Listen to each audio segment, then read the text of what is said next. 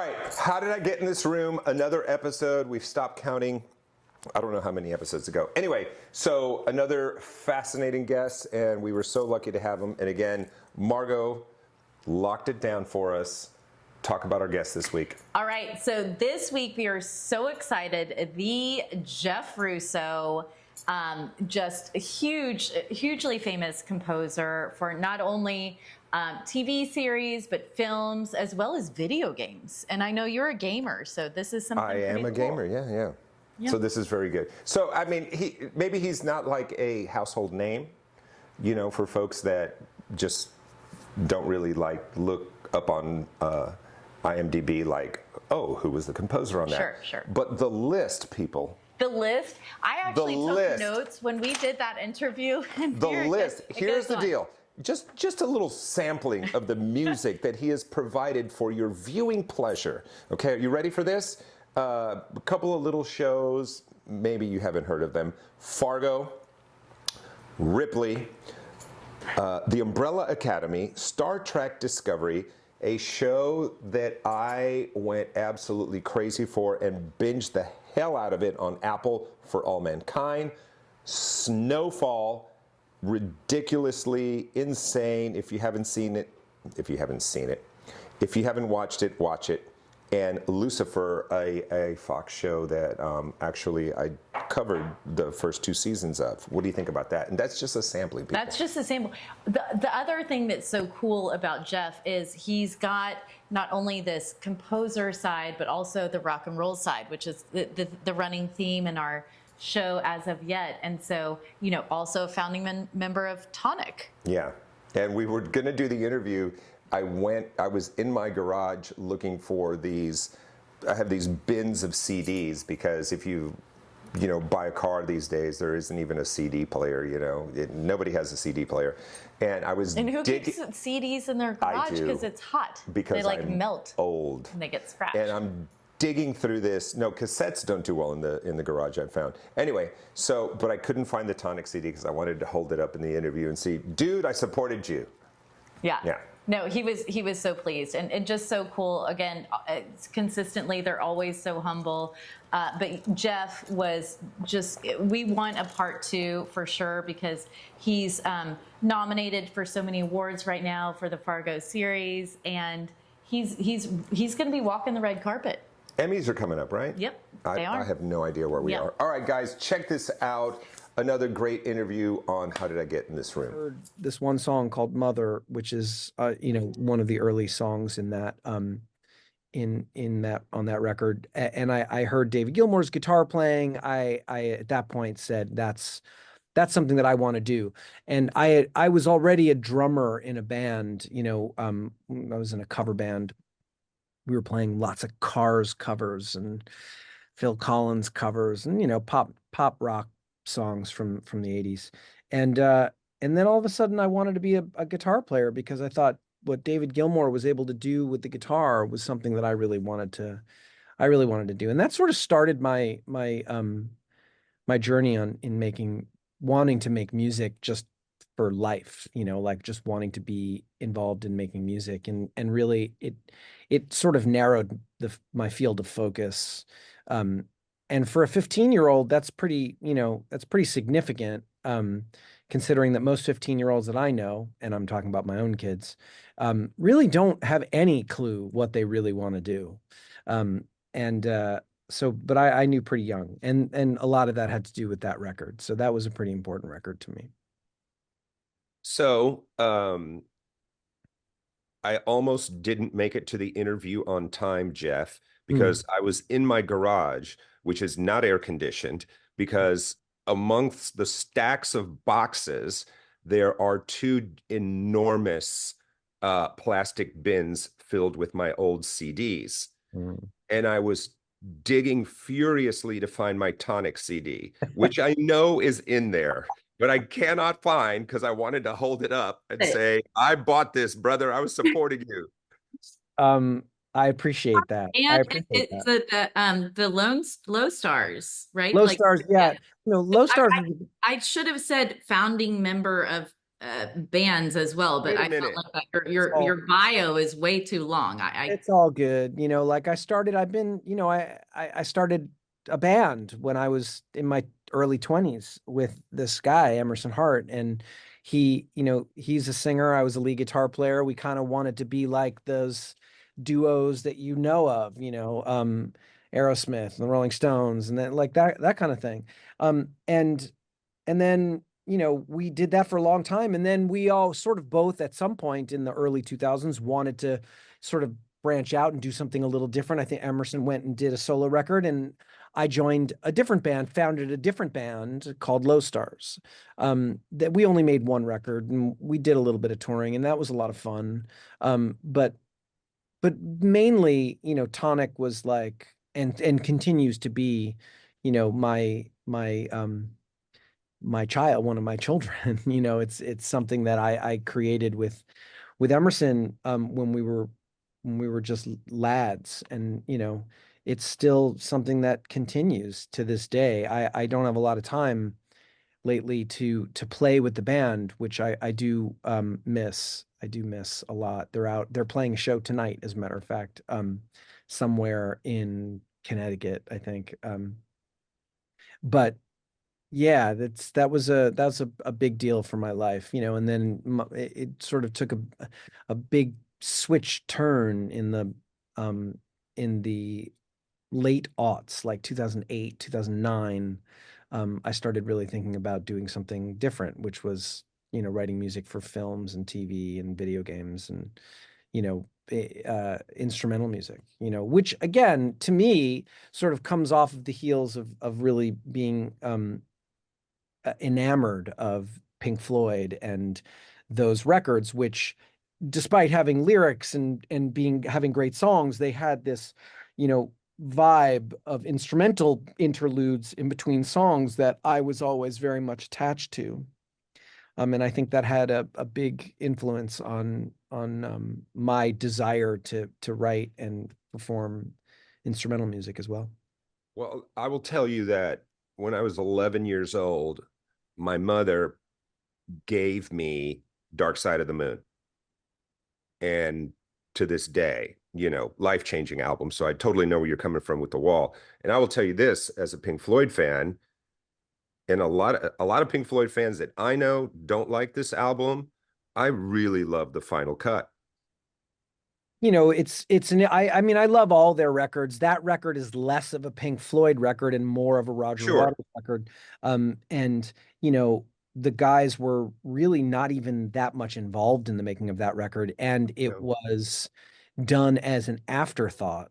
I would say there isn't a record that they've made that I've been like, PU. There's no record that they've made that I don't like. I wasn't a huge fan of Roger's first solo album, but and I guess there were a few David Gilmour solo records that I listened to that were okay, but really they were all at their best when they were together. Yeah, No, agreed. I couldn't agree more. And Hmm. I feel like there's like this unifying vision of the band, always like the core group staying together, which it really does matter from the fan perspective. That's where I always am. So, if there's a filler or someone subs, it's not that same really organic chemistry that you can feel, it comes through from the stage, the fan Well, side.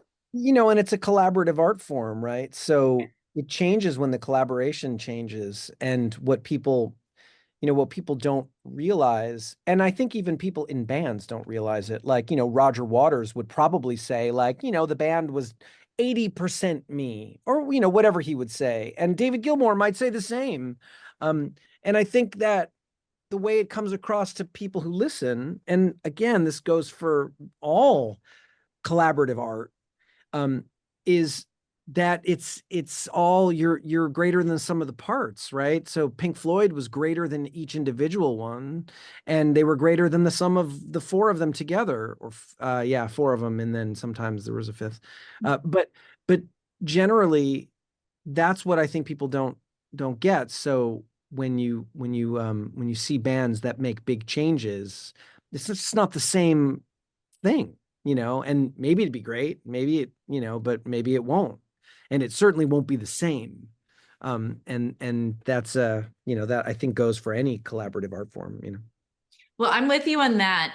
And speaking of big changes, so my biggest question to you is when you go from a founding member of like a rock band, right? And you're out there jamming and you love drums and that's pretty hardcore, right? You like that.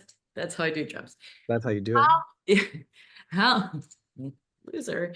How do you go from something like that to what you're doing now, right? With Fargo and such. That is much more classical, and you're referring to Mozart and these.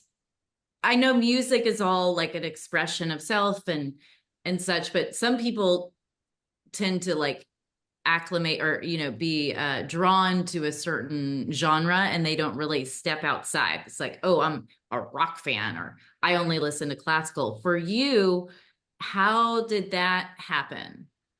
I think it was a pretty natural progression. I love music. I love pretty much all kinds of music. So the opportunity to make music that was outside of my, comfort zone, was interesting to me. I'm always sort of looking for something to interest me. I don't want to get bored. I'm not saying I was getting bored with the band. I wasn't. It was something that I really enjoyed doing, and I continue to enjoy doing that kind of music as well.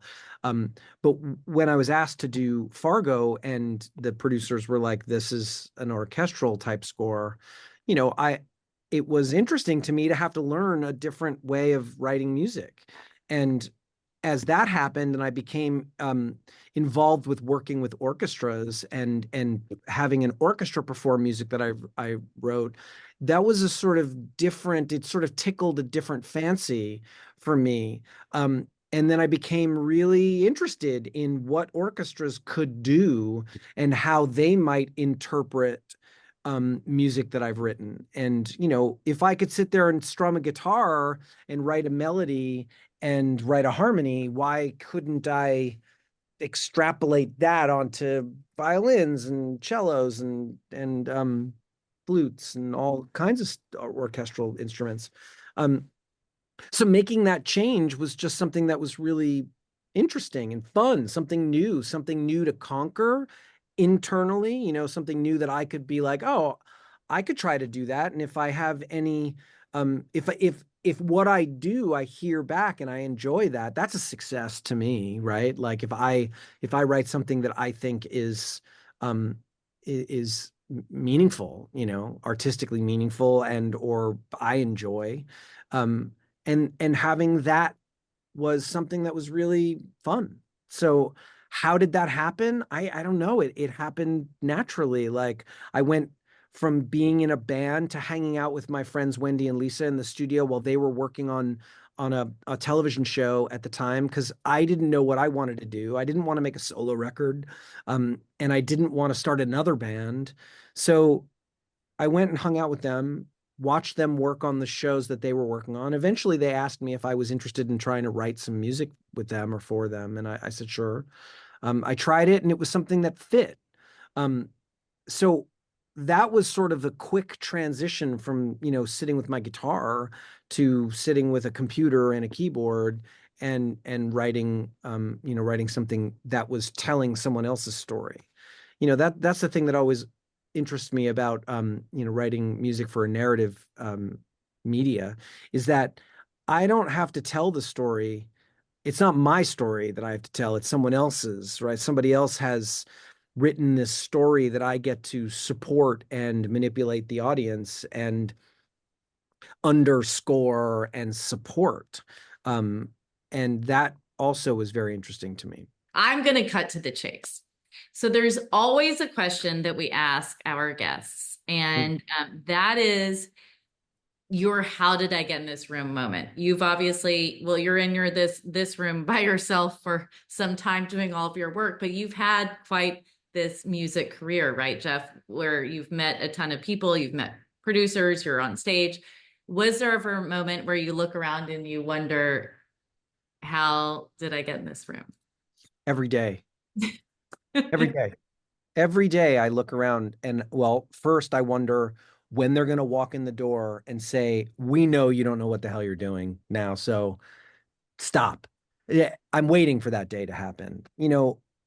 I don't know how I got into this room. Like, people ask me, they're like, what can I do to like become a composer just like you, or make this transition? I've gotten calls from, other guitar players or singers and bands that I came up with. The guitar player from Good Charlotte, the guitar and the guitar player from the Strokes, and like these bands who want to make a sort of a transition to like doing something else and extending their musical careers, I shouldn't say extending, expanding their musical careers into some other form. And, my answer has always been the same. It's like, I don't know. I had the right music at the right time, in the right place, met the right person. I had the right personality that jibed with the first person that I met. There's so many different things that all came together to create a situation that I was, I guess, at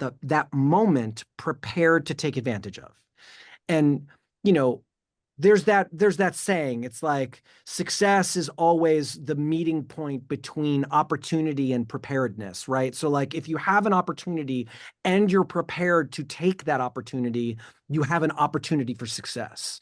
But I still don't know exactly how it happened. I mean, I can tell you a story, which is a very interesting one, that did lead me to a place. And that is, in 1999, I met someone who became a very dear friend of mine. His name is Jeremy Renner. He's an actor. He's been on a bunch of things. And last year he was run over by a snowcat. And in any case, so I met Jeremy Renner. We became fast friends. We met doing karaoke, and we spent years. We actually played for a moment in a band together. We had a band that we, wrote some songs, and I continued in my band. He continued to do his acting, and then he became a big star.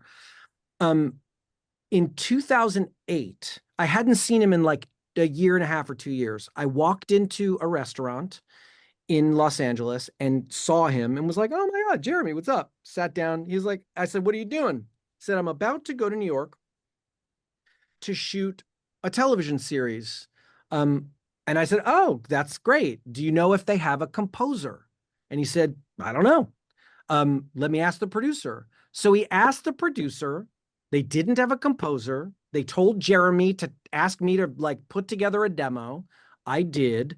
I sent it to the producer, and then the producer said, I'd like to meet you. I flew to New York to meet the producer, and that producer is Noah Hawley, who was, he made his very first television show starring Jeremy Renner, and he hired me to do it. It lasted 10 episodes. It got canceled. But that was the beginning of my relationship with Noah Hawley, who ended up making Fargo.